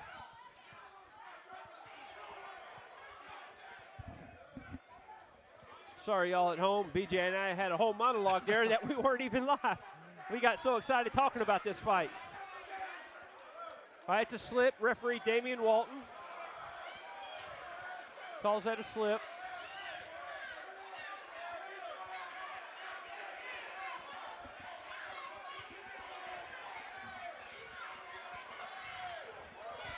Billy Draper came out very aggressive, was able to land a couple shots, got tangled up in the feet there. Julius went down, but referee ruled it a slip. Draper's coming out to make a statement here in the first round. Yeah, Julius looks a little rocked. I'm not sure if any big punch landed or is it just the combination of several punches landing. Yeah, he's getting pushed around a little bit by Draper. Draper came out with a lot of adrenaline, a lot of intensity, a lot of wide body shots, and you can tell he's the much bigger guy. Julius is going to have to box and move if he wants to be competitive in this fight. I agree. So, again, we have this Southpaw Orthodox matchup. Y'all watch for those front feet. And that's always just a simple question of, foot position and also hand position. Yeah. As a southpaw, you want to try to get your hand over the lead hand of the orthodox fighter so you're able to get right through and penetrate that jab. But Julius isn't able to, control the range. Draper's coming right in, and that foot position isn't meaning too much in there, Billy. Yeah, you're exactly right. And so when Julius is getting in trouble, he's switching back to that orthodox, that right-handed stance. Yeah, and it's tough to already be in the first round and switching back and forth like that. You want to get comfortable, go out there, feel your guy out, see what he's doing, start setting him up with things. And when you're switching like that back and forth, it makes it complicated. Draper's on the hunt. Yeah.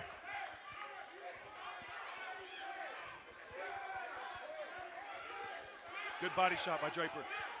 Got right underneath that elbow. Draper pawing with that jab. There's Dyis back in that southpaw. Lands two jabs coming in, or two left hands. Hey, timed him, kind of waiting for Draper to push out that slow jab and countered him with that left underneath. Good shot by Julius. You can tell Julius got experience, though. He's not too rattled up right now.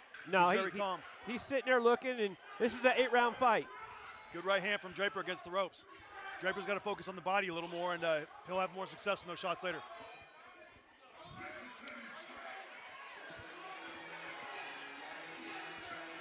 All right, end of round one. What did we learn?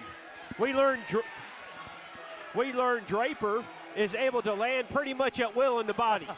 Right there, two right hooks to the body on that replay. I always like when I see an experienced, seasoned veteran going to the body early, not wasting the shots at the head and missing the head. Touch the body, it's right there. No need to go for the headshot so early. No. Effective. And like I referenced, this is an 8-round fight. Yeah. Plenty of time. You still see Draper right there, though, missing a lot of headshots. So as well as he went to the body, he could have focused even more to the body to make sure those shots weren't missed. Exactly. See what he does in round 2.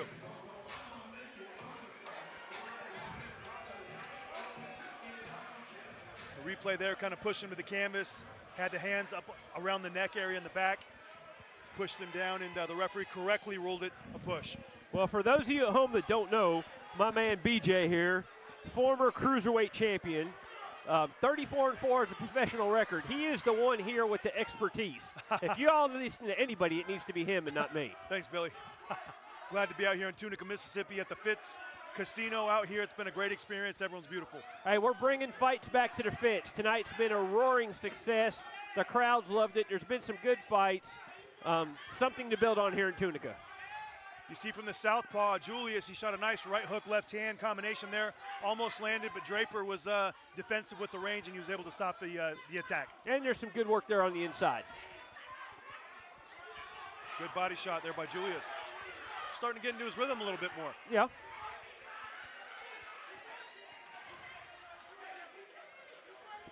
He's ducking and moving out to his right, unlike in that first round. He was ducking and moving out to the left. He's changing it up. See, now we're going left again. Back right.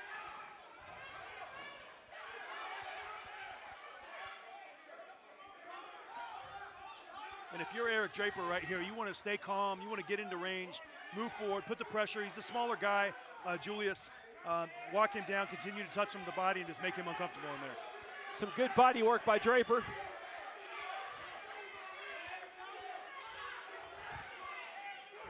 Draper amazes me with his age and the way he can still move in the ring. Yeah, he's obviously taking care of his body. He's coming forward. He looks strong. He's definitely the bigger fighter in there, and using his physical advantages to, his benefit. Walking Julius down.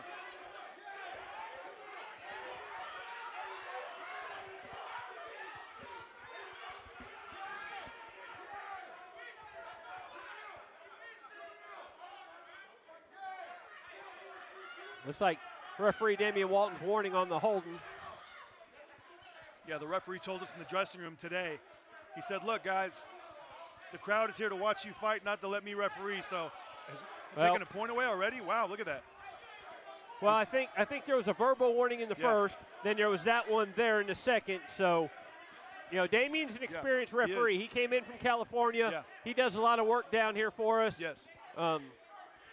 Out there in California, they call this the Chitlin circuit down here. He told us in the dressing room, he said, look, I'm going to let you guys fight. I'm not going to intervene. But I guess he'd already given him a couple hard verbal warnings before that, and they take the point away. So that changes this round quite a bit. Oh, the complex of the fight now, because, isn't in your mind, you're down 3 points in the second round. Of course. Dyis back in that southpaw stance.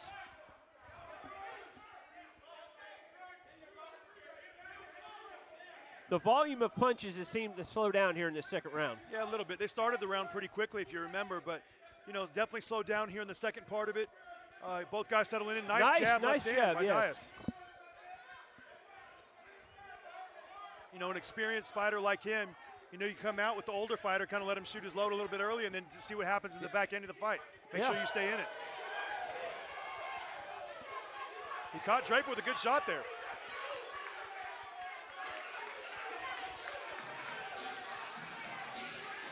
It's a nice, entertaining end of that round. Yeah. Julius, a nice exchange there by Draper. Julius still believes he can win the fight. Let's look at the replay here. Some good work. You see Julius caught him with a nice left hand. Caught Draper a little stood up. Caught him a little upright. Walking him into that shot. Timed it with the left uppercut, then the right hook, and caught Draper in a bad situation. Good punches, good counter shots by Julius. Good work on the inside. They look good.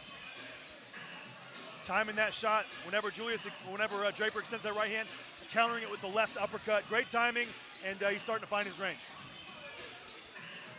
So that point really could make a huge difference. Oh, yeah. Because Julius did enough effort and put in enough work that, we saw some crazy scores tonight. Yeah, we have. I know firsthand, yes. Yes, sir. So, instead of a 1-1 at this point, we got that minus point in there, so wow. Yeah. All right, round 3, here we go. Now Julius coming out orthodox again, trying to confuse Eric and, moving to his left, got his left hand down. looking to set some shots up from range. He doesn't want to get close to Draper. That's when Draper's got those physical advantages using his size and his strength. But when he's out boxing like that, Julius has got a speed advantage. Back to southpaw. Good left hand by Julius Lyles.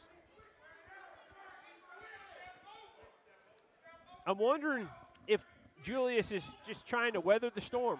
Let's take the old man to deep waters. Let's get to round 6, 7, 8 and see how much he's got left. A good shot by Draper. He caught him up the middle, then he caught him behind the left ear. Good shot by Draper, coming in, really imposing his will on Julius. That hook got around. Got him with something. He's down over there. It looked like he almost hit him when he was down. I think that's going to be a good call when we look at that on replay. Dyis has got hit with the hook, and he's saying he got hit below the belt. I don't think that happened. We'll take a look at the replay here. Either way, Dyis is on the canvas. The referees ruled the fight off, and Dyis looks like he's in some pain. Let's take a look at the replay.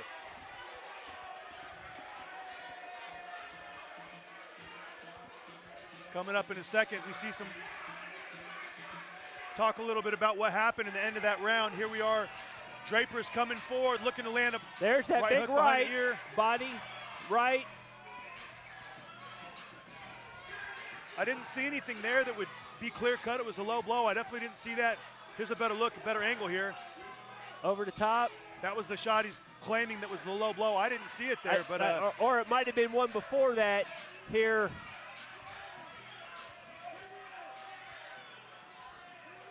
There's the right hook. There's the body shot. The camera angle changes right there. Couldn't get a good look, but it didn't appear to be low. No, at least it wasn't below the belt line. Yeah, it didn't appear to be low for me either. Well, BJ, be that as it may, it has been ruled a knockdown. Yeah. The fight has been stopped. Yeah, you see the belt line there, and you could tell that there was no glove underneath it. So maybe it was close on the belt line. Maybe it was around the belt line, but it definitely wasn't low. I don't think so either. Yeah.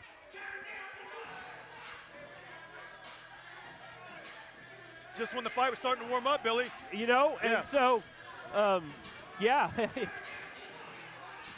That's professional boxing, though, right? Yeah, it is. You know, at any point in time, it can flip. It takes one punch to kind of get your opponent off. We saw the right hand come around the guard, and that kind of started that whole sequence. Yeah, Julius was having some good moments in round 2, showed some life, came out a little more aggressive in round 3. Orthodox southpaw. Draper got him with some pressure, got him in the corner. Not the cleanest of knockouts that I've seen, I'll say that, but, got the job done, and he'll move forward. Well, you know. Ladies and gentlemen, let's go to the ring real quick. By technical knockout at 1 minute and 7 seconds of the third round,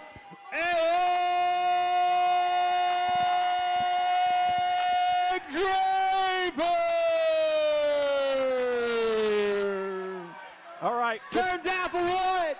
Let's wrap this up, BJ. So, from a promotion standpoint, and an event standpoint, we have 2 relatively local fighters, a controversial ending. Yeah. I don't know about you, but I would like to see that rematch.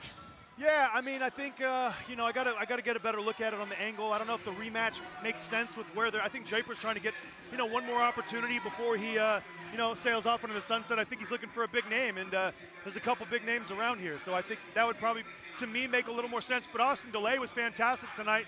Set up the left hand, landed the knockout shot, and gave these fans here in Memphis, Tunica, what they wanted. Absolutely, absolutely. Ladies and gentlemen at home, thank you everybody for coming out to the Fitz.